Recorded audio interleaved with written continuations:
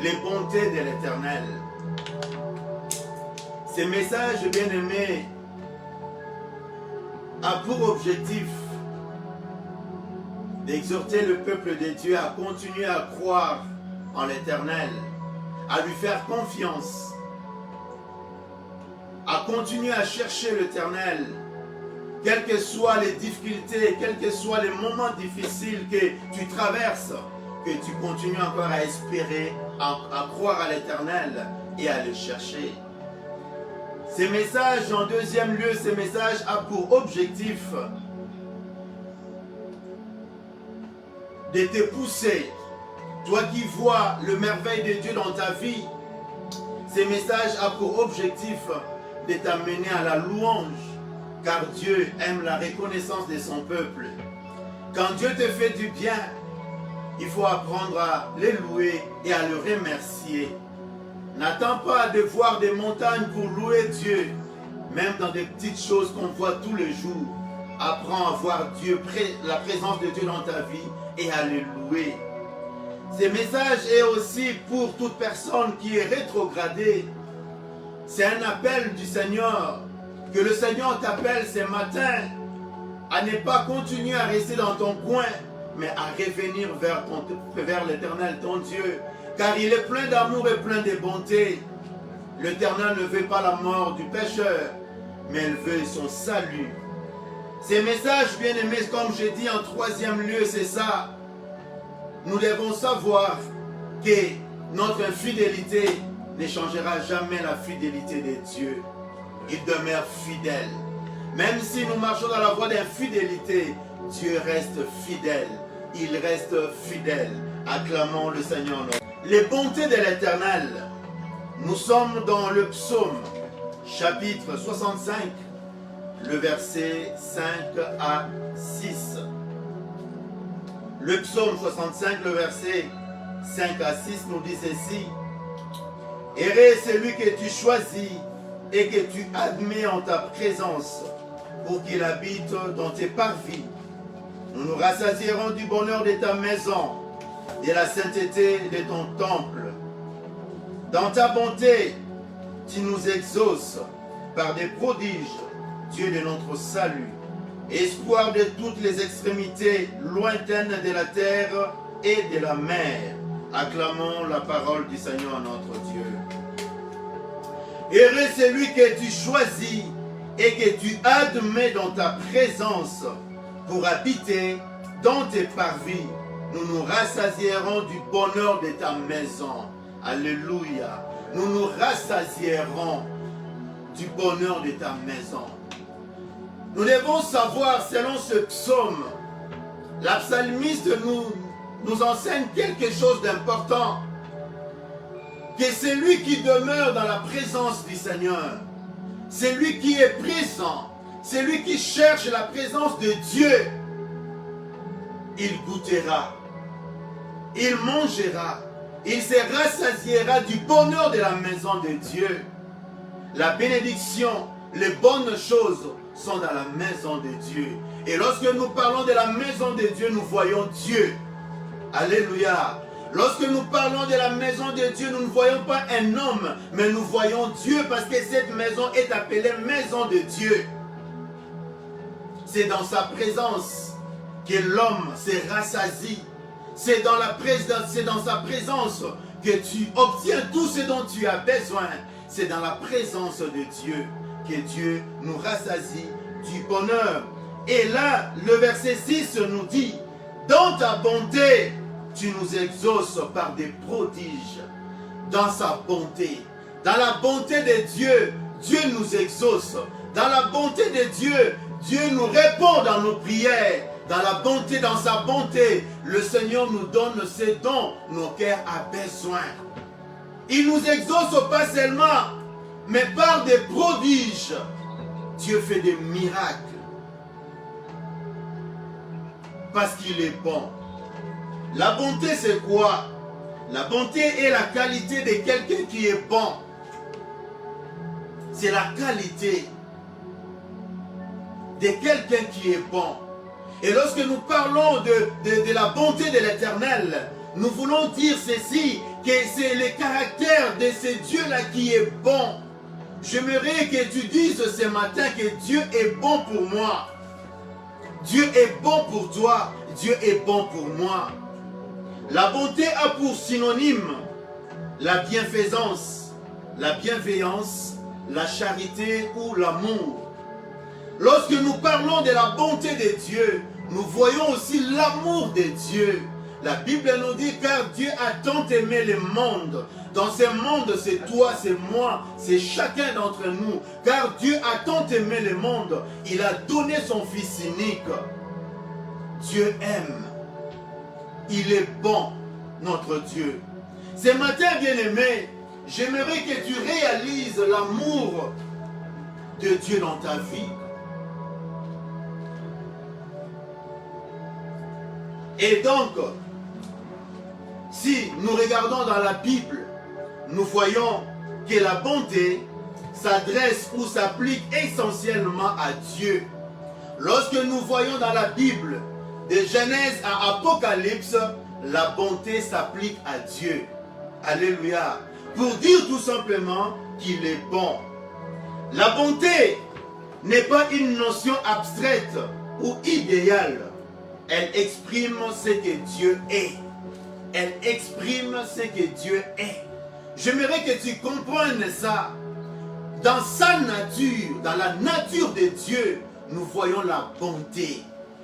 C'est quelque chose qu'il a en lui. Voilà pourquoi j'avais dit tantôt que ce message a pour objectif de t'inviter encore à t'approcher, à se rapprocher encore de ton Dieu. Même si tu es rétrogradé, même si tu attends pendant plusieurs années, plusieurs mois l'accomplissement des promesses de Dieu, comprends que la bonté est dans la nature de Dieu.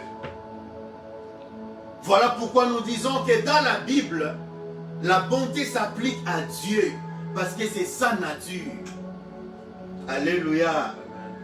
C'est sa nature. Dans le psaume chapitre 100, le verset 5, que l'ancien Justin nous a lu pendant la modération, il est écrit dans le verset 5, « Car Dieu est bon, sa bonté dira toujours et sa fidélité de génération en génération. » Donc les bontés de Dieu ne se limitent pas à une seule époque, non, c'est de génération en génération. Et sa fidélité aussi. Dieu est bon, bien-aimé. Même si tu fais des mauvais rêves, même si tu sens que tu es seul dans le monde, tu n'es pas seul. Souviens-toi que ton Dieu est bon. Ton Dieu t'aime. Il est prêt à te répondre dans sa bonté par des prodiges. Ce psaume bien-aimé décrit ce que Dieu est. Car Dieu est bon, sa bonté durera toujours. Sa bonté dira toujours. Sa bonté dira toujours. Et dans Romains chapitre 2, le verset 4, il est écrit ceci. Romains chapitre 2, le verset 4.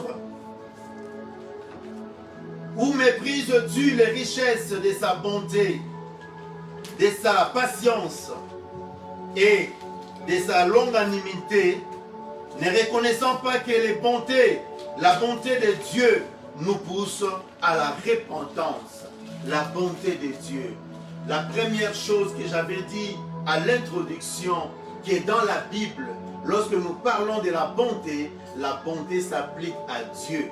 La deuxième chose que j'ai dit, la bonté, c'est dans la nature de Dieu.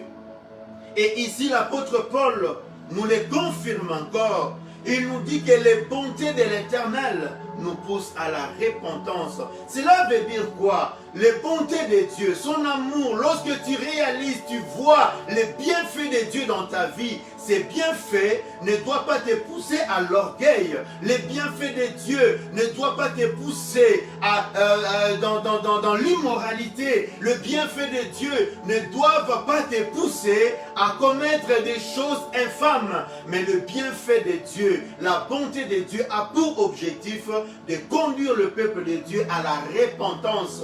La repentance, comme vous le savez, c'est le changement de mentalité. Celui qui voit la main de Dieu, l'amour de Dieu dans sa vie, doit commencer à changer sa conduite, doit commencer à changer sa vie, à imiter Christ dans sa vie. Les bontés de Dieu nous poussent à la repentance. Mais la Bible dit, la bonté de Dieu, cela veut dire que Dieu est bon. Ce matin, Dieu veut t'amener aussi à la repentance parce qu'il veut faire des grandes choses. Samuel, lorsqu'il bénissait Saoul dans 1 Samuel chapitre 10, il a dit à Samuel, de là tu iras plus loin, le verset 1er, de là tu iras plus loin. Le Seigneur veut que nous allions plus loin. Le Seigneur veut que tu ailles plus loin. Il veut encore te faire du bien. Il veut encore rajouter un plus dans ta vie. Il veut encore que tu brilles et que tu sois au-dessus de tes ennemis. Le Seigneur veut te lever comme une montagne. Il veut te faire rassasier du bonheur de sa maison. Mais toi, ta part, c'est de marcher dans la repentance, c'est d'abandonner le mal, c'est d'abandonner le mal et de chercher l'Éternel Dieu dans ta vie tous les jours.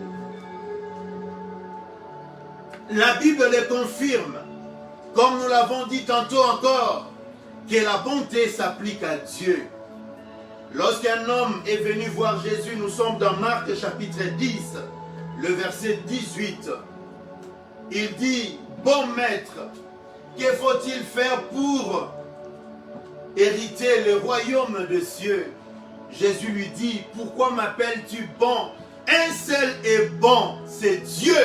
Acclamons le Seigneur notre Dieu. Un seul est bon, c'est Dieu. Dieu est bon. Jésus, c'est la vérité. Il ne ment pas. Il dit à cet homme, un seul est bon, c'est Dieu. Voilà pourquoi, bien-aimé, ton père peut t'abandonner, ta mère peut t'abandonner, mais Dieu ne t'abandonnera jamais parce qu'il est bon. C'est dans sa nature. Dieu est bon. Même si dans ton travail, les gens colportent contre toi, les gens formulent des complots contre toi, sois sûr de la bonté de Dieu. Le Seigneur ne t'abandonnera jamais. Voilà pourquoi David pouvait dire, même si mes ennemis m'environnent comme les abeilles, au nom de l'Éternel, je les taille en pièces, parce que Dieu est bon. Alléluia. Un seul est bon, c'est l'Éternel notre Dieu. Ce que nous devons savoir, bien-aimés, que dans l'Ancien Testament, la bonté de Dieu, c'est traduisé par des bénédictions matérielles. Dans l'Ancien Testament, la bonté de Dieu, c'est manifesté, c'est traduisé, disons, par des bénédictions matérielles.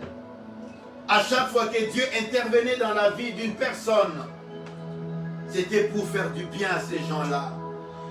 Je donne un exemple dans 2 Samuel, le chapitre 6, le verset 12. La Bible nous parle du roi David, de l'arche de l'Éternel et de cet homme appelé Obed-Edom. Dans le verset 12, il est écrit ceci. On vient dire à David qu'au bout de 6 mois, Obed-Edom était béni parce qu'il avait gardé, il avait reçu l'arche de l'alliance dans sa maison. Et David s'est mis en marche pour aller chez Obed-Edom pour récupérer l'arche. Parce que vous savez l'histoire, Uza était mort parce qu'il voulait s'appuyer, il voulait retenir l'arche de Dieu qui allait trébucher. Et Dieu l'a tué sur le champ. David, en voyant cela, a eu peur. David a dit, non, non, non, non, je suis un homme pécheur. Si j'amène l'arche dans ma maison, tous mes enfants mourront, peut-être mes serviteurs. Par peur, il a mené l'arche chez Obed-Édom. Et la Bible nous dit, au bout de 6 mois, Obed-Édom était béni, de telle en sorte que ses voisins, les gens de sa ville, les gens qui les côtoyaient, les gens des services secrets de David, ont remarqué que cet homme était béni parce que Dieu a manifesté de la bonté envers cet homme-là. Dieu est bon. Dans l'Ancien Testament, comme j'avais dit, la bonté de Dieu s'est traduisée par des bénédictions matérielles. Donc cet homme, je ne sais pas s'il était devenu milliardaire ou millionnaire, mais tout le monde était d'accord qu'il était béni à cause de la présence de Dieu. Dieu présent dans ta vie, il va te faire du bien. Alléluia. Amen. Mais dans le Nouveau Testament, la bonté de Dieu se manifeste par la grâce. Dieu prodigue plus de grâces spirituelles chez les chrétiens, les croyants que nous sommes. À part les bénédictions matérielles, Dieu donne ce qui est grand, ce qui est bien. C'est dont l'homme, le croyant, a besoin, la grâce. La grâce. Bien-aimé, j'aimerais que tu dises la grâce. La grâce. Dieu donne la grâce. Dans la grâce, il y a les bénédictions matérielles. Il y a les bénédictions spirituelles. Il y a tout ce dont le chrétien a besoin pour mener une vie équilibrée, une vie spirituelle équilibrée. Le Seigneur donne la grâce. Voilà pourquoi dans Tite chapitre 2, le verset 11, il est écrit: car la grâce de Dieu, source de salut pour les hommes, a été manifestée. Elle a été manifestée par Jésus-Christ. Alléluia. La grâce de Dieu, source de salut pour tous les hommes bien-aimés. Que tu sois noir, jaune, blanc, je ne sais pas quoi, métis, la grâce de Dieu a été manifestée pour tous les hommes. La bonté de Dieu se manifeste ainsi, bien-aimés. Voilà pourquoi ce matin, nous sommes dans la joie de t'annoncer que les bontés de Dieu ne sont pas épuisées, mais au contraire, elles se renouvellent chaque matin dans ta vie. Quand tu dors, tu te réveilles, les bontés de Dieu sont là. Ce que Dieu a pu faire pour toi dans le passé, il fera encore d'autres avantages dans ta vie.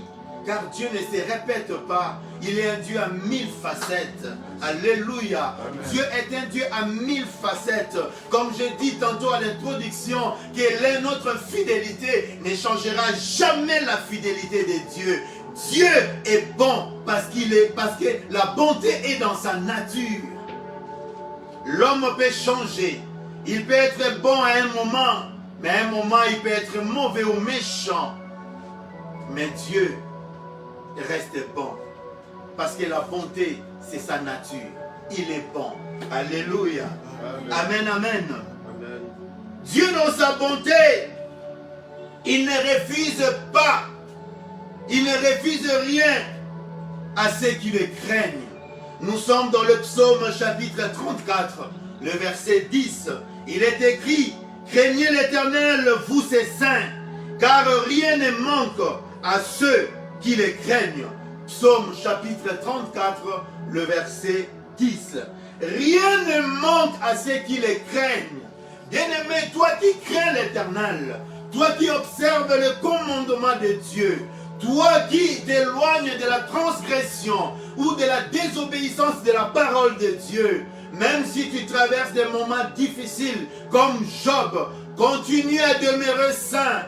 Jusqu'à la fin, tu verras la gloire de Dieu. Car l'Éternel t'établira, l'Éternel te placera, il te lèvera au milieu des gens de ta génération. Parce qu'il est bon, parce qu'il est bon. David a dit: j'ai été jeune, j'ai vieilli, je n'ai point vu un juste abandonné, ni sa postérité mendiant le pain. Dieu est bon, il se souvient de sa parole, il se souvient de son alliance, il se souvient de sa fidélité. Aujourd'hui et ce matin, rappelle à Dieu sa fidélité, parce qu'il qu'il est fidèle, il te fera du bien, bien-aimé.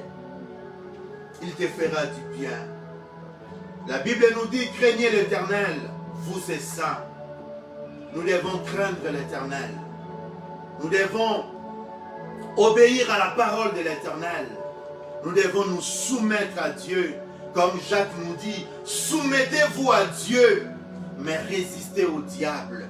La résistance c'est avec l'ennemi, mais avec notre Dieu, c'est la soumission. Et celui qui est soumis, celle qui est soumise, ne manquera de rien. Ne manquera de rien. C'est pas moi qui l'ai dit, c'est la parole de Dieu qui l'a dit. Et moi je crois à cette parole, parce que Dieu est bon. Alléluia. Lisons encore le psaume 84, le verset 11 à 13. Psaume 84, le verset 11 à 13. Mieux vaut un jour dans tes parvis que 1000 ailleurs. Je préfère me tenir sur le seuil de la maison de mon Dieu, plutôt que d'habiter sous les tentes de la méchanceté. Car l'Éternel Dieu est un soleil et un bouclier. L'Éternel donne la grâce et la gloire. L'Éternel donne la grâce et la gloire. Il ne refuse aucun bien à ceux qui marchent dans l'intégrité. L'Éternel des armées est l'homme qui se confie en toi. Acclamons la parole du Seigneur notre Dieu. L'Éternel ne refuse rien à ceux qui lui sont intègres. L'Éternel ne refuse rien. Voilà pourquoi, plus tard, l'apôtre Paul, dans Romains chapitre 2, le verset 4, nous exhorte, nous fait comprendre que les bontés de l'Éternel nous poussent à la repentance. Alléluia. Les bontés de l'Éternel nous poussent à la repentance. Nous devons continuer à nous repentir et à être saints devant notre Dieu. En cela, l'Éternel nous donnera ses dons, ce qui est nécessaire à notre croissance, ce qui est bien pour nous. L'Éternel nous les donnera parce qu'il est bon. Mais David dit encore que l'Éternel donne le salut et la gloire. Le salut, nous en avons en Jésus-Christ, mais sur cette terre, nous devons voir la gloire. Sur cette terre, le Seigneur va encore nous élever parce qu'il est bon, parce qu'il est bon.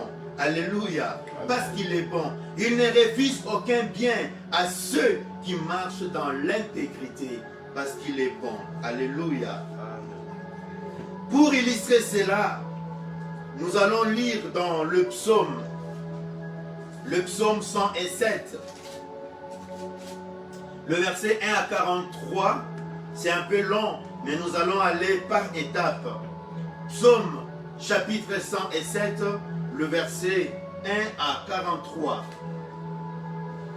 Il est écrit ceci.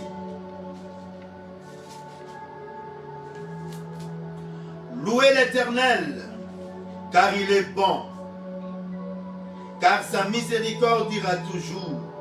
Qu'ainsi disent les rachetés de l'Éternel, ceux qu'il a délivrés de la main de l'ennemi et qu'il a rassemblés de tous les pays, de l'Orient et de l'Occident, du Nord et de la mer.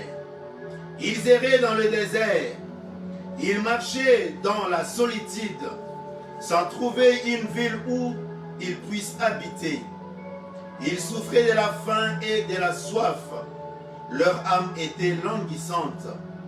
Dans leur détresse, ils crièrent à l'Éternel, et il les délivra de leurs angoisses. Il les conduisit par le droit chemin pour qu'ils arrivassent dans une ville habitable, qui loue l'Éternel pour sa bonté et pour ses merveilles en faveur des fils de l'homme. Car il a satisfait l'âme altérée, il a comblé de bien l'âme affamée. Acclamons une fois de plus la parole du Seigneur. Bien-aimés, ces psaumes exhortent les rachetés de Dieu à célébrer l'Éternel qui les a délivrés des situations dangereuses et désespérées. Le racheter. En fait, ce psaume est pour tous les chrétiens, pour tous ceux qui ont vu ou reçu le salut de Dieu. Alors pour cette personne-là qui a reçu le salut de Dieu, ce psaume l'exhorte à célébrer Dieu, à le louer. Amen, amen. Qu'est-ce que nous pouvons offrir à notre Dieu pour tous les biens qu'il nous fait, si ce n'est que notre reconnaissance envers ces dieux-là? Notre reconnaissance. C'est là l'objectif de ce message aussi. Apprenons à être reconnaissants envers notre Dieu. Ici encore, on nous dit que louer l'Éternel. Pourquoi le louer? Parce que l'Éternel est bon. Et sa miséricorde dira toujours. Qu'ainsi disent les rachetés. Toi qui as reçu Jésus-Christ dans ta vie comme Seigneur et Sauveur, ces psaumes s'adressent à toi. Parce que tu es le racheté. Tu dois louer Dieu en tout temps.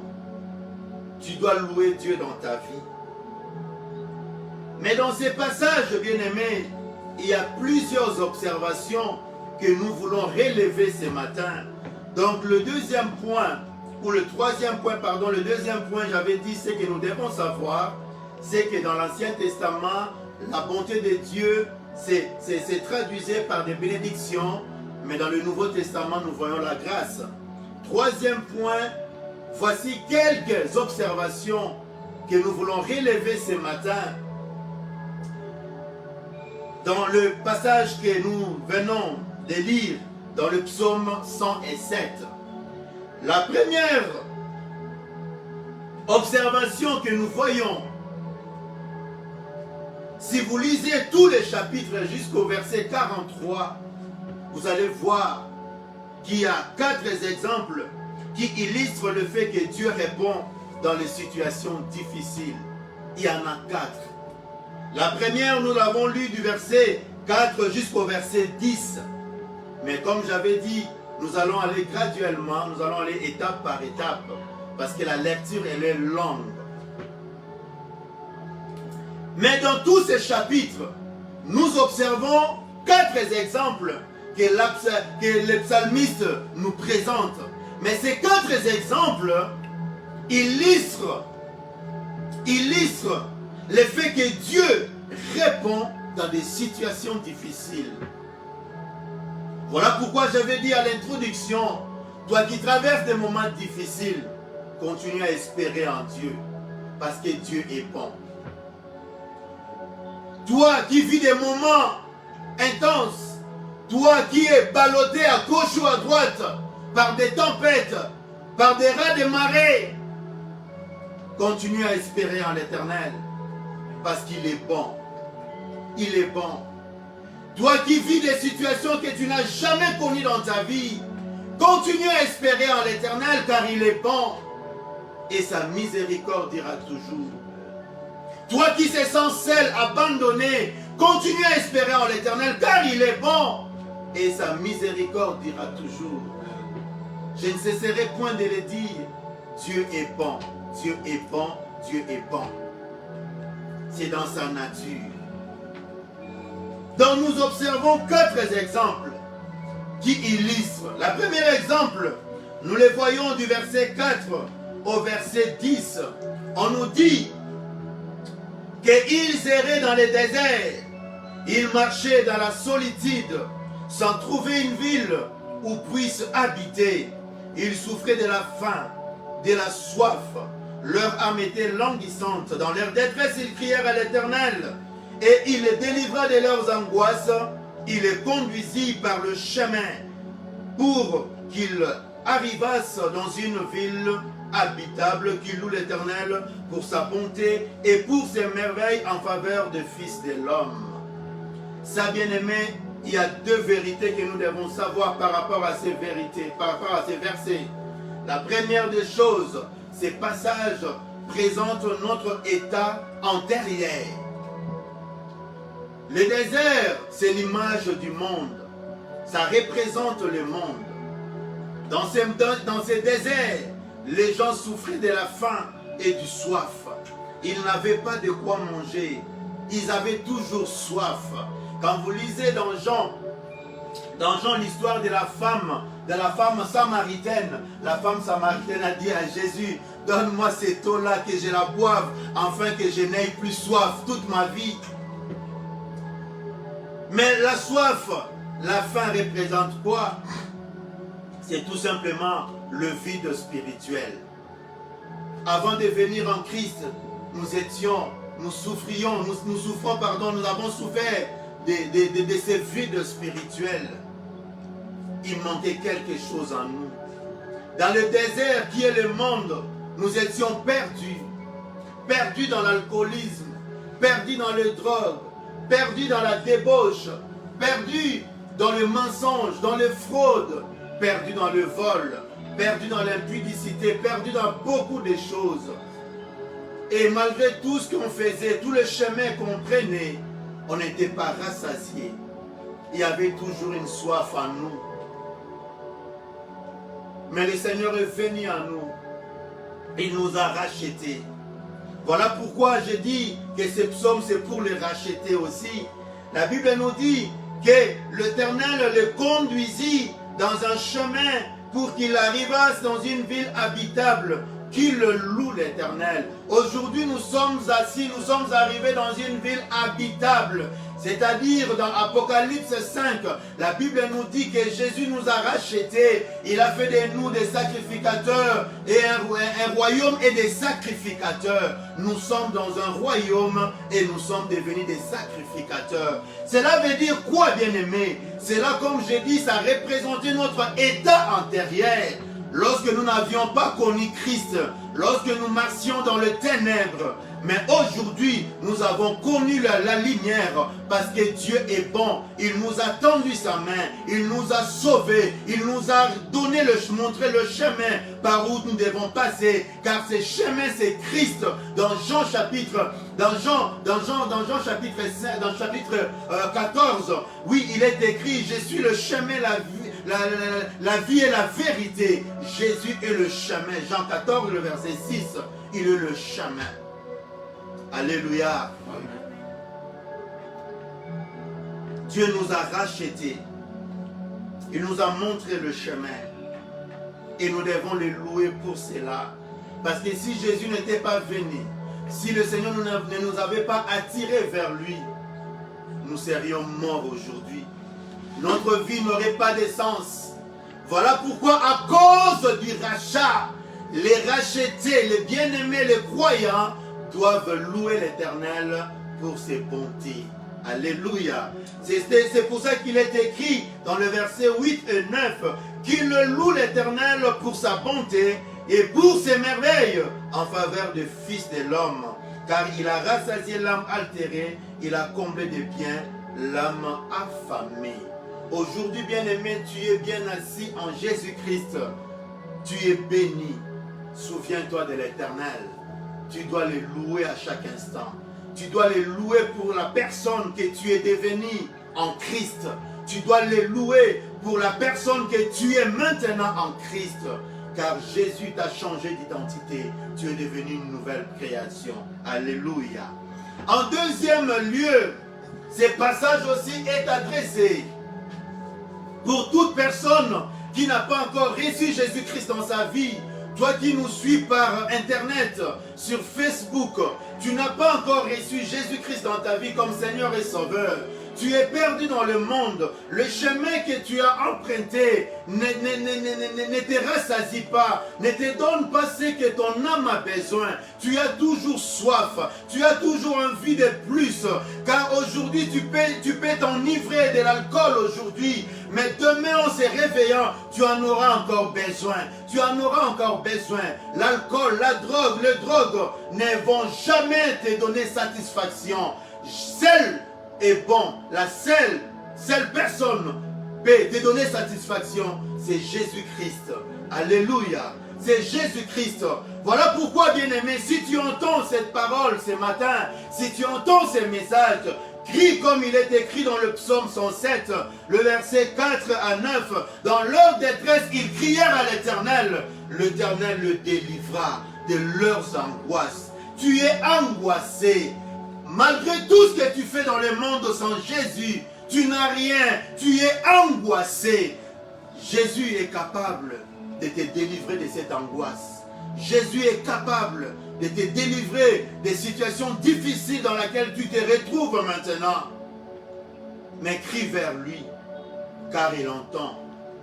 Voilà pourquoi j'ai dit, nous observons 4 exemples qui illustrent le fait que Dieu répond toujours dans des situations difficiles. Même si tu es dans un lit d'hôpital, crie vers le Seigneur. Il est capable de te répondre parce qu'il est bon. Même si tu es en prison, crie à l'Éternel. Il est capable de te répondre. Acclamons le Seigneur notre Dieu.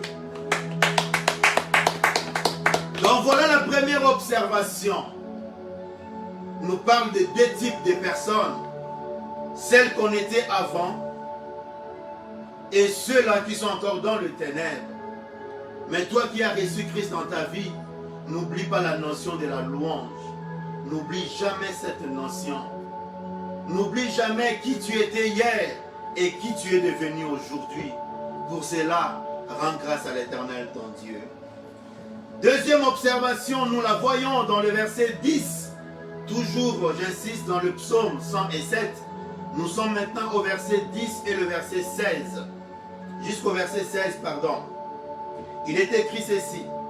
Ceux qui avaient pour demeure le ténèbre et l'ombre de la mort vivaient captifs dans la misère et dans le chêne. Parce qu'ils s'étaient rebellés contre la parole de Dieu.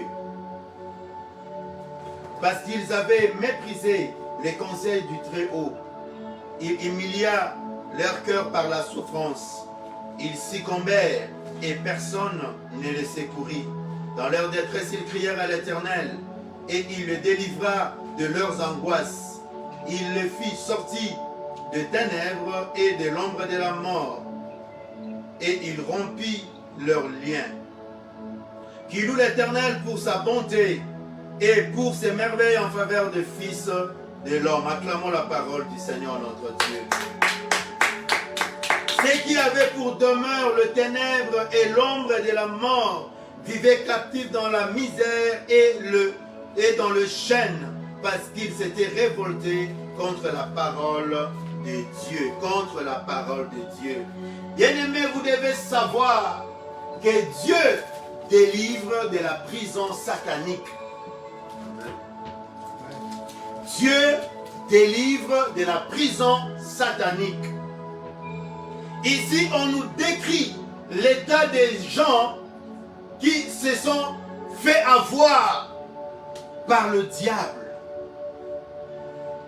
Les gens qui sont dans la prison, on décrit leur état.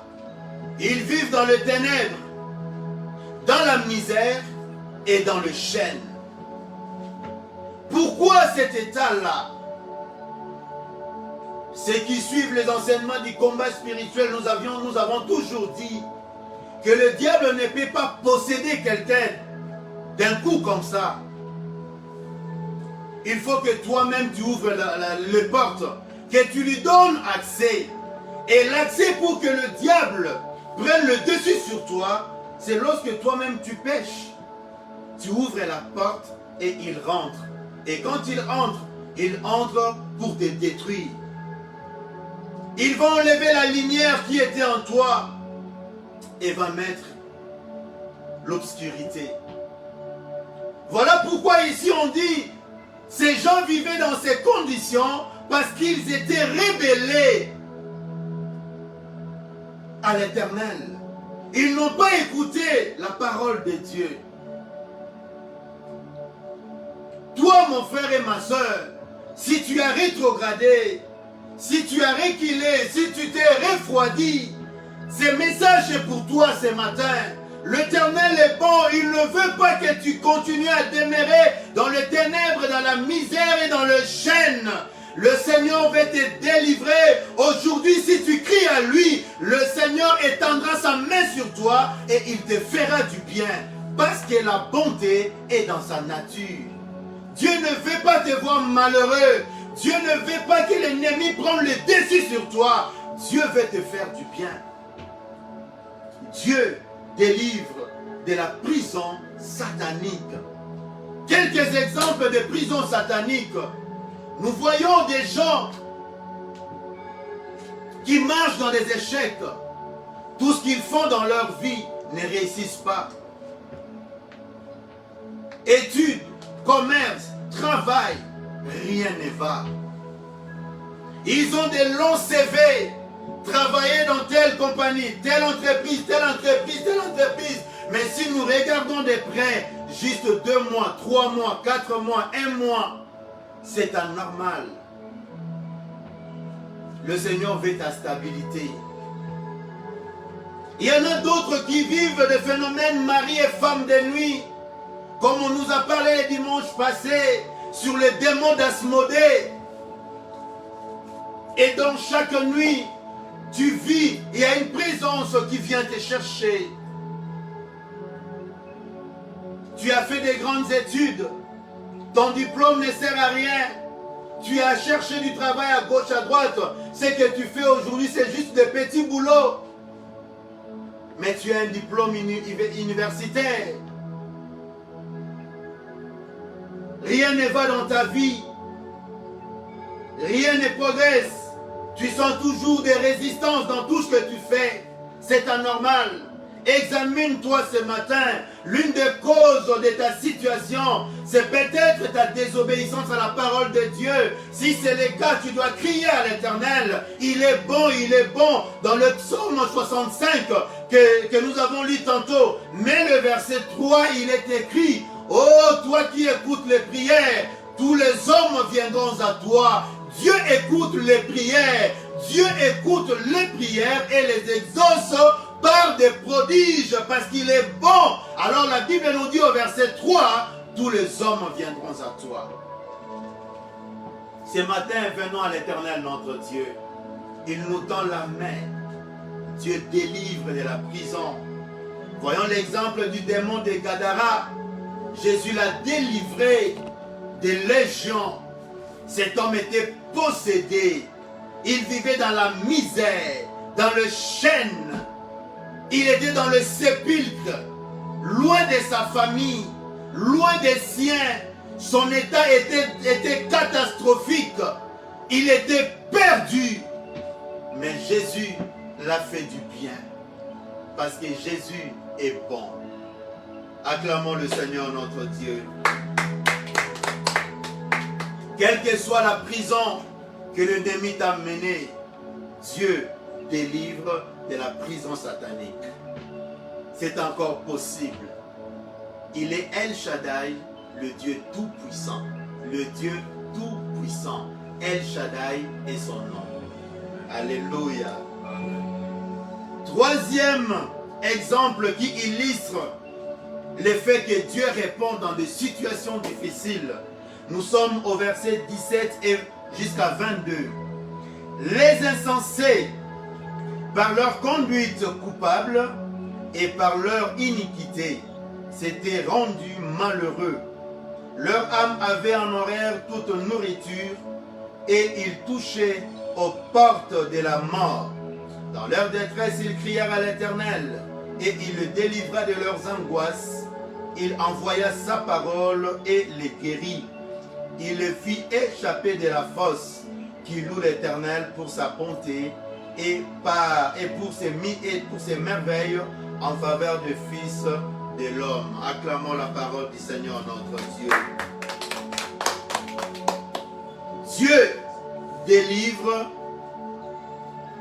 les victimes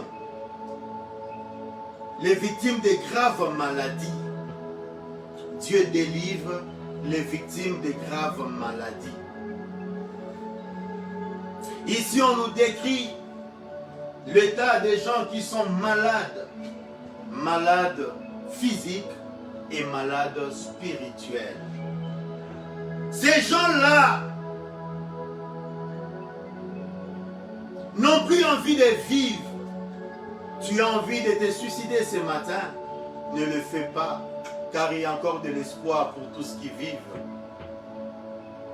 Tu as envie de lâcher prise, ne lâche pas. Ici on dit, Ils touchaient aux portes de la mort. Leur âme avait en horaire toute nourriture. Tu n'arrives même plus à manger parce que tu es abattu. Tu n'arrives plus à manger, tu es angoissé. Tu n'arrives plus à faire la chose que tu aimes faire tant parce que tu es abattu à cause de ta situation. Ce matin, le Seigneur est venu te révéler, te relever, pardon, parce qu'il est bon. Parce qu'il est bon. On nous dit que ces gens étaient rendus malades parce qu'ils étaient devenus des insensés. Ils ont abandonné la volonté de Dieu. Ils ont pris leur propre volonté. Ils ont abandonné la loi de l'Éternel. Ils se sont fait leur propre loi. Ils sont devenus le chef eux-mêmes.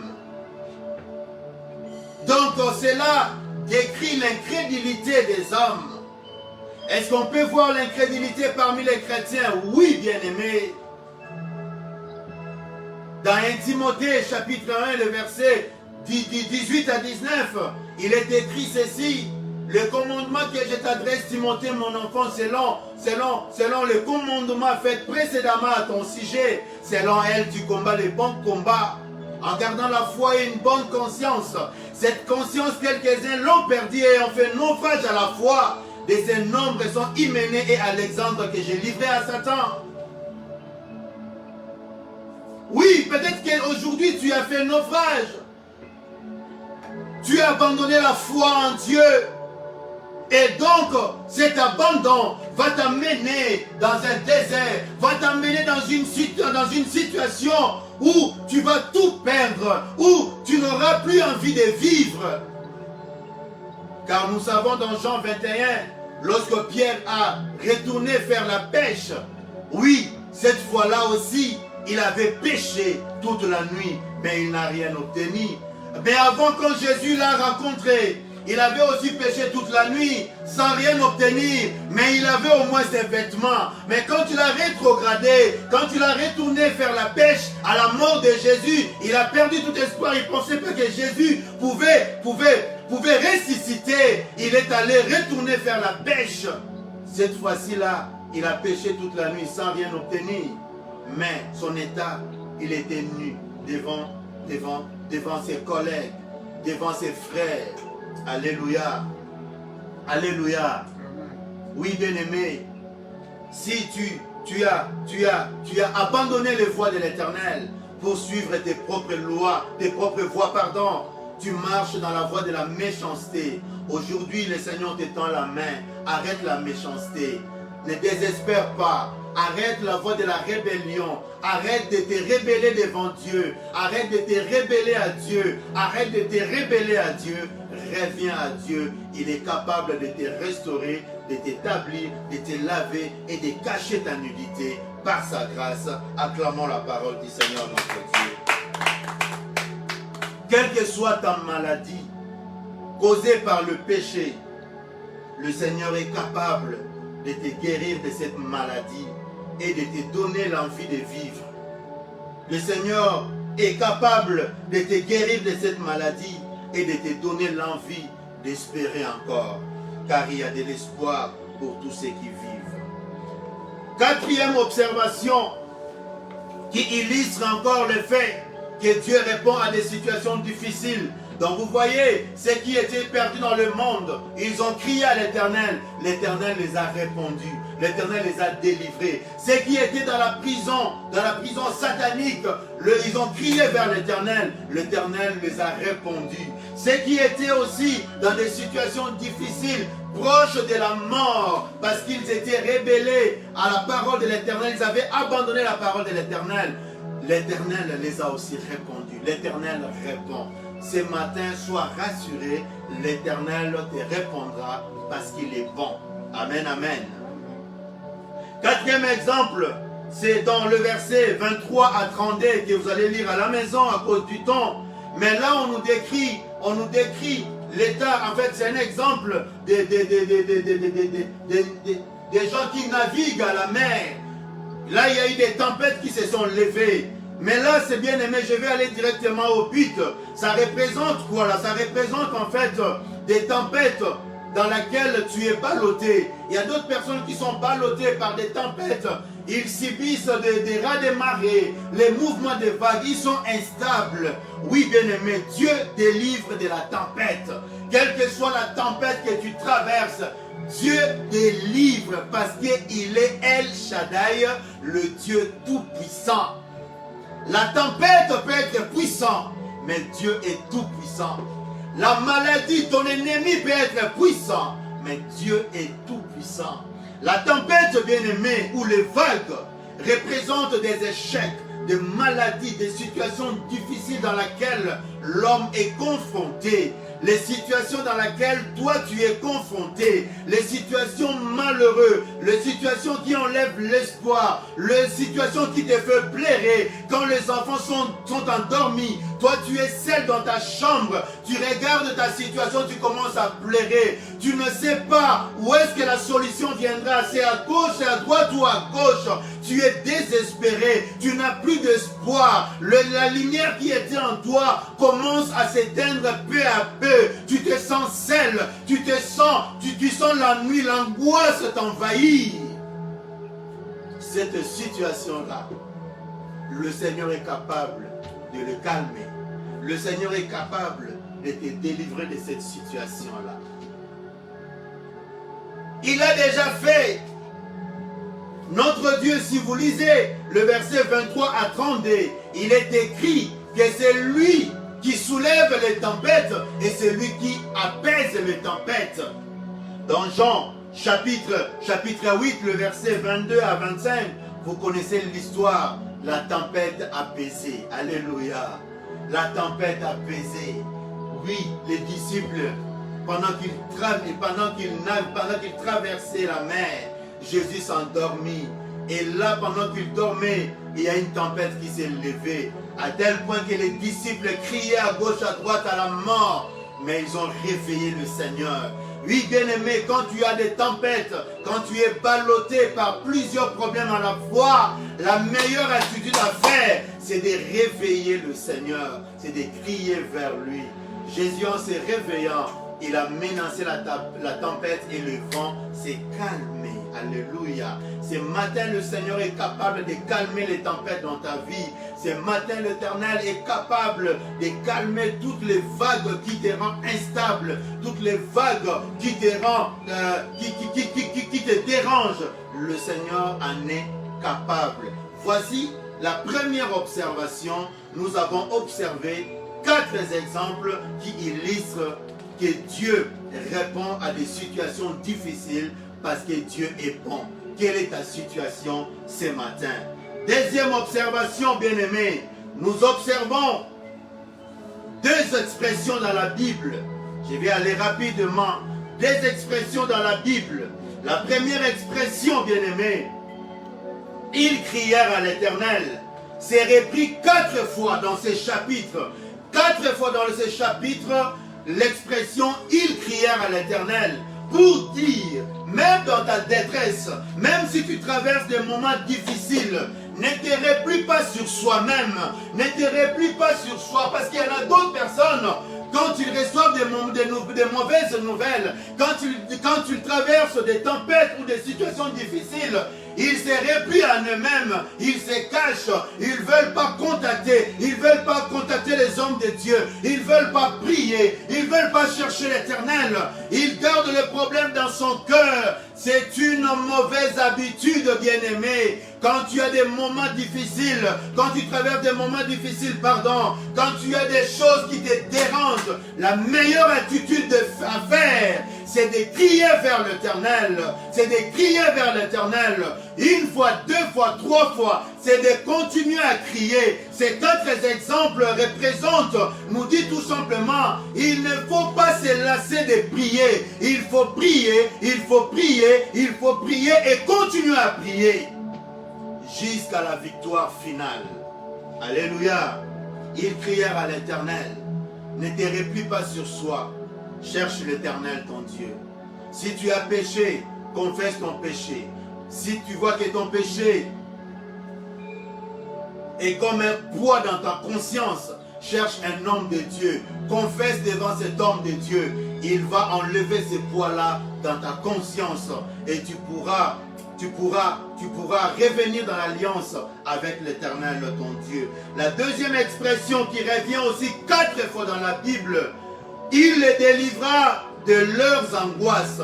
Il les délivra. Cela nous enseigne quoi, bien-aimé? Cela veut nous dire tout simplement que Dieu n'est pas fatigué de te faire du bien.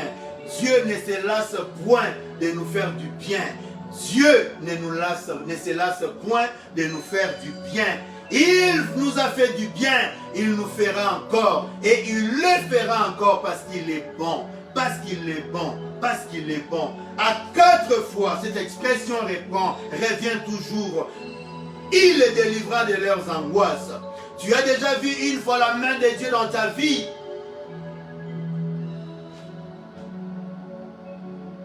Les bienfaits de Dieu viendra encore. Tu le verras encore dans ta vie. Troisième observation, nous observons un appel à la louange qui revient aussi 4 fois. 4 fois dans ces chapitres. Un appel à la louange qui loue l'Éternel pour sa bonté et pour ses merveilles. Cette expression revient aussi 4 fois. Cela doit nous interpeller à la notion de la louange. Comme j'avais dit à l'introduction, je ne vais pas entrer en profondeur, mais tu dois comprendre la notion de la louange. Elle est très importante, bien-aimé. Alléluia. 4e observation et la dernière. Nous observons le chiffre 4, comme j'avais dit. 4 fois la louange, 4 fois ils crièrent, 4 fois Dieu le délivra. Mais le chiffre 4 veut nous dire quoi, bien-aimé? Le chiffre 4 est tout simplement le chiffre de la grâce. Le chiffre de la grâce. Est-ce que quelqu'un peut dire grâce ce matin? Comme j'avais dit dans l'Ancien Testament, le Seigneur manifestait ses bontés par des biens matériels. Mais dans la Nouvelle Alliance, dans le Nouveau Testament, nous voyons que les bontés de Dieu se traduisent par la grâce. Alléluia, par la grâce. Cela veut dire quoi? C'est dans ces chapitres, la psalmiste veut nous attirer sur la notion de la grâce. La grâce, bien-aimé. Ce matin, je ne veux pas parler en profondeur sur la grâce, mais je veux que tu retiennes la notion de la grâce. La grâce. Dieu nous donne tout par sa grâce, parce qu'il est bon. Pourquoi je dis la notion de la grâce? Vous allez voir dans l'évangile selon Luc, au chapitre 13, le verset 9. Luc chapitre 13, le verset 6 à 9, on nous parle du figuier. Alléluia. Oui, le Seigneur est venu dans le champ, il a trouvé le figuier maudit, le figuier qui ne produisait pas pendant 3 années. Pendant 3 années, le figuier ne produisait pas. Alors il s'est tourné vers la personne qui s'occupait du champ. Dans cette personne, c'est juste une image de Jésus-Christ qui intercède pour nous. Et le Seigneur lui a donné l'ordre de couper cette plante qui occupait la place inutilement. Mais Jésus a intercédé pour nous. La personne a dit, Seigneur, oui c'est vrai, ça fait 3 ans. Mais donne-moi encore cette année. Je vais faire tout ce qui est possible. Je vais remuer, je vais tourner le sol, je vais mettre du fumier, afin que cette plante puisse produire. Le figuier bien-aimé, c'est toi et c'est moi. La personne qui parle au propriétaire, c'est Jésus-Christ, et celui qui parle, c'est Dieu. Pendant 3 ans, on n'a rien produit. Mais Jésus dit, donne-moi cette année, c'est-à-dire la 4e année, l'année de la grâce. Par la loi, nous étions condamnés. Parce que nous avons appris que la loi de Moïse n'a rien produit de bon en nous. Nous a amené l'homme juste à l'incrédulité, à la discrimination. Mais la loi de Christ, c'est la loi de l'amour. La 4e année, l'année de la grâce. Bien-aimé, tu dois profiter de cette année, la 4e année. Parce qu'après Christ, il n'y a plus rien. Dans Matthieu chapitre 1er, vous allez voir dans le dernier chapitre, 14 années d'Abraham jusqu'à David, 14 années, de David jusqu'à la déportation, de la déportation, 14e année jusqu'en Christ. Après Christ, il y a le point, il n'y a plus rien, il n'y a plus rien, c'est le point. Donc, ton salut bien-aimé, c'est en Christ. Parce qu'après Christ, il n'y a rien. Il est l'alpha et l'oméga, le commencement et la fin. Le chiffre 4, c'est le chiffre de la grâce. Compte sur la grâce de Dieu, compte sur la bonté de Dieu, il te fera du bien. Que le Seigneur vous bénisse ce matin. Oui, bien-aimé, si tu es touché par cette parole, si tu es ballotté par des tempêtes, si tu es dans des situations difficiles comme la maladie, si tu es dans la prison satanique, si tu es dans le désert, tu sens un vide spirituel, tu dois crier à l'Éternel. Et nous allons élever nos voix pendant que la chorale nous chante un cantique. Toi, élève ta voix et crie vers ton Dieu. Et nous appelons aussi l'ancien Justin pour nous conduire dans un petit moment de prière.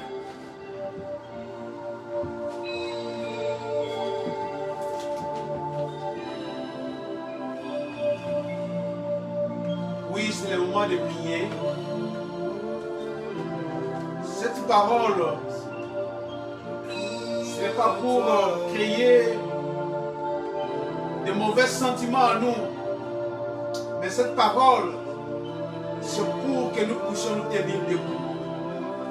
Pour que nous ne puissions pas regarder la gravité de notre situation, de notre problème, mais c'est pour que nous tournions nos yeux, nous tournions nos regards vers l'Éternel. Comme David avait dit, que j'élève les yeux vers la montagne d'où me vient le secours. Le secours me vient de l'Éternel qui a créé le ciel et la terre. C'est pourquoi là où tu es, mon frère, ma soeur, commence d'abord par remercier Dieu pour cette parole qui te fortifie. Si tu as retrouvé du réconfort, dis merci à Dieu. Nous prions, alléluia. Père, te disons merci pour cette parole. Dans cette même parole, il est écrit que dans leur angoisse, ils criaient à l'Éternel. L'Éternel a envoyé la parole. Ce matin, tu nous as envoyé ta parole. Ce matin, tu as envoyé ta parole à mon frère, à ma soeur. Ce matin, tu as envoyé ta parole à nos familles. Seigneur, te disons merci, car ta parole guérit, ta parole sanctifie, ta parole donne du cœur de la joie. Seigneur, merci. Merci, oh mon Dieu. Merci, Père Tout-Puissant. Alléluia. Oui, mon frère, ma soeur. Maintenant, commence à présenter ton problème devant Dieu. Quand il est écrit dans leur angoisse, ils ont crié à l'Éternel. L'Éternel nous a dit que cela est répété 4 fois. Et il a dit 4 fois. C'est le 4, c'est le signe de la grâce. C'est par sa grâce. Toi, crie seulement. Toi, crie seulement à ces dieux-là. Toi, crie seulement à ces dieux-là. Toi, implore seulement à ces dieux-là. Montre-leur. Présente-leur ton problème. Présente-leur la maladie. Présente-leur la situation. Au nom puissant de Jésus. Au nom puissant de Jésus. Que le Seigneur nous fasse grâce. Que le Seigneur te fasse grâce. Que le Seigneur te fasse grâce. Alléluia. Alléluia. Crie mon frère, ma soeur. Crie pour ces problèmes, Seigneur. Crie pour ces problèmes. L'Éternel t'écoute. L'Éternel t'écoute. Dis-lui ce qui te dérange. Dis-lui ce qui te coupe le sommeil. Dis-lui Alléluia. Oh Seigneur, tu es Dieu qui a parlé. Tu ne parles jamais en vain. Quand tu parles, Seigneur, c'est pour que nous puissions voir ta main. Tu es le Dieu de bonté. Dans ta bonté, Seigneur, tu nous fais du bien. Viens au Seigneur. Viens, Papa. Viens, Seigneur. Nous sommes pris dans l'angoisse. Nous sommes pris dans l'angoisse. Nous sommes pris dans le tourment, Seigneur. Seigneur, ce matin, Seigneur, sois le Dieu fidèle. Descends dans ta grâce. Descends dans ta grâce, oh mon Dieu. Nous crions à toi, oh Seigneur. Nous crions à toi, oh Dieu Tout-Puissant. Nous crions à toi, Seigneur. Face à la maladie, nous crions à toi. Face à des situations difficiles, nous crions à toi. Comme David avait dit, j'élève les yeux vers l'Éternel, qui a fait les cieux et la terre. C'est toi toi qui as créé les cieux et la terre. C'est toi qui es au-dessus de toutes choses. C'est toi qui es au-dessus des maladies. C'est toi qui es au-dessus des combats. C'est toi qui es au-dessus des ennemis. C'est toi qui es au-dessus, Seigneur. Seigneur, descends ce matin. Descends ta main ce matin. Fais-nous grâce, oh mon Dieu. Merci, Père Tout-Puissant. Alléluia. Oui, mon frère, ma soeur. La Bible dit, tout ce que vous avez demandé, croyez et vous le verrez s'accomplir. Maintenant, dans la foi, commence maintenant à proclamer la joie. Commence à proclamer la paix. Commence à proclamer la guérison. Commence à proclamer que les situations changent. Car notre Dieu change la malédiction en bénédiction. Il change la maladie en guérison. Commence à proclamer maintenant. Au nom puissant de Jésus. Proclame maintenant. Alléluia. Alléluia. Seigneur, Seigneur, tu as dit que ta foi t'a sauvé. Tu as dit à Satan que ta foi t'a sauvé.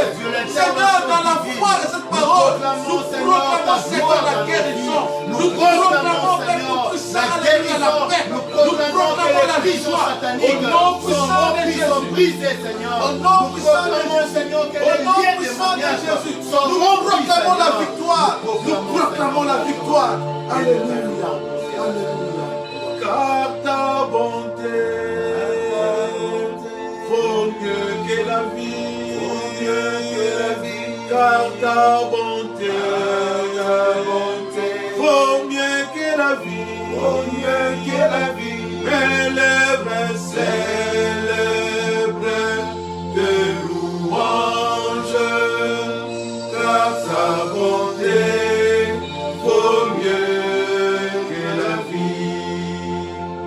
Oui, pense maintenant à la bonté de Dieu. Mais regarde plus le problème maintenant. Commencez à contempler, à voir la bonté de Dieu. Alléluia. Alléluia. Pendant ce temps, nous appelons encore les bergers pour clôturer ce moment.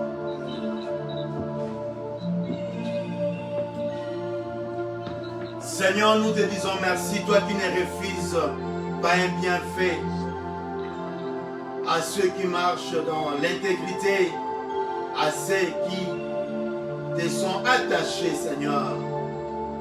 Dans ta bonté, tu le délivres par des prodiges. Ta parole est oui et amen, Seigneur. Non pas à nous, Seigneur, mais en ton nom, Seigneur, donne gloire. Et à cause de cette parole qui est sortie ce matin, Seigneur, guéris, libère. Que tous les prisons sataniques soient brisées. Que les verrous soient rompus. Que les chaînes soient rompues. Que les prisons soient détruites maintenant. Dans le nom de Jésus-Christ. Que ceux qui n'avaient plus envie de manger, que les malades soient guéris ce matin. Que ceux qui erraient, Seigneur, soient rassasiés, Seigneur. Que ceux qui sont ballottés par les tempêtes, par diverses tempêtes, retrouvent la stabilité. Conduis-les, Seigneur, à beau port. Conduis-les, Seigneur, parce que c'est ton peuple. Conduis-les, Seigneur, afin qu'ils voient ta gloire. Dans ta bonté, fais-nous du bien. Au nom de Jésus que nous avons ici prié. Amen, amen. Amen. Acclamons le Seigneur notre Dieu. Dieu dans les cieux. Il y a un Dieu dans les cieux. Quand il se lève, tout se relève. Il y a un Dieu dans les cieux. Oh, Adonai, le Dieu de la Bible. Il y a un Dieu dans les cieux. Oh, il abaisse et il relève.